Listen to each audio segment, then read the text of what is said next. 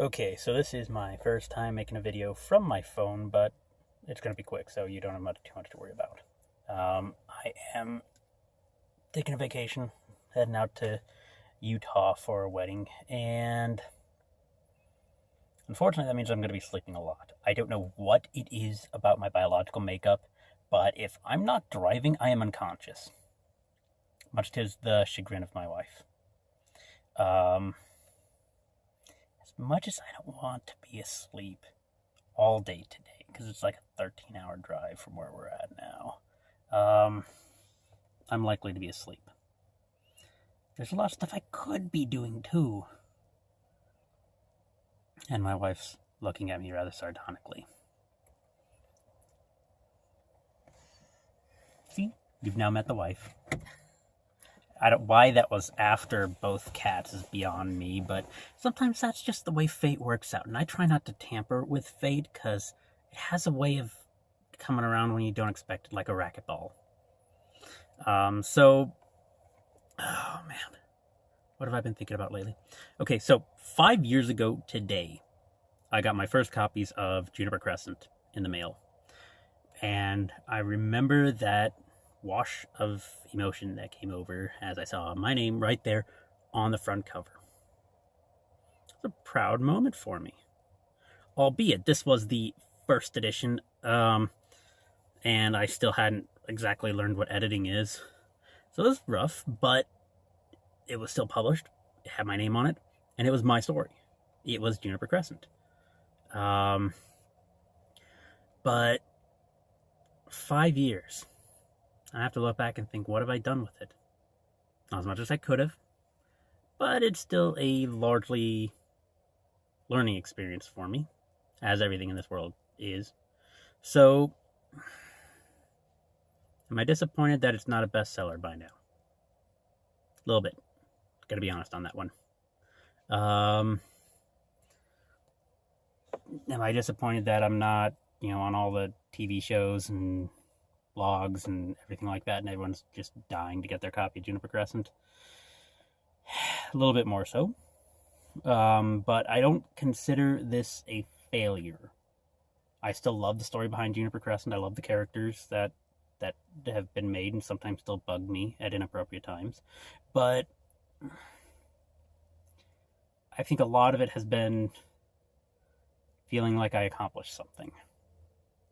I set myself a challenge, and I did it. And I worked hard on it. This was something that nobody else motivated me to do. There weren't any deadlines other than the one I set for myself. I did that. Me. And that was an amazing feeling. I had accomplished something independent of everything else going on in my life. There were a couple of late nights getting everything accomplished. There were a few more days where my world was my laptop and what I was getting done that day. And that was a thrilling moment to have something that I was that passionate about, that it was worth losing sleep, that it was worth losing that amount of time to write. So now, 5 years later, I still have a couple copies of Juniper Crescent. I've got a couple of friends saying they lost their copy, and so I'm sending a few more out. And it just doesn't come up in conversation as much anymore. And I'm nearing the end of writing Critical, which would be Juniper Crescent, Hello Terrace. I finished War Scribe. This be the 5th novel I've completed. I've written, and I'm not sure I'm going to finish Valence Drive and make it a full trilogy for the ISIS generation. And okay, it's really hard to market something when you're using the word ISIS in there, especially nowadays. It has nothing to do with terrorism. It has all to do with the ancient Greek goddess Isis. Friend of the merchants. What did I say? Greek. Okay, Egyptian, not Greek. My goodness. You think I'd have remembered something like that. Egyptian goddess Isis. But you can't really market that too heavily because Google likes to connect things for you. And so pretty soon you've got the IRS or CIA and FBI looking after you. It's like, no, it's fiction. Young adult fiction. Nothing to do with terrorism. And that's been a big fear for me. So I haven't really done as much marketing as I could have with it. But I don't know. Kind of a weird feeling. Do I feel like there have been some times where it feels like I've moved on from writing because I don't do it as much anymore. I don't define every day by writing. But I still consider myself a writer and a storyteller. And I still feel that urge and impulse to write. It just doesn't happen sometimes. And it happens at times when I can't work on it.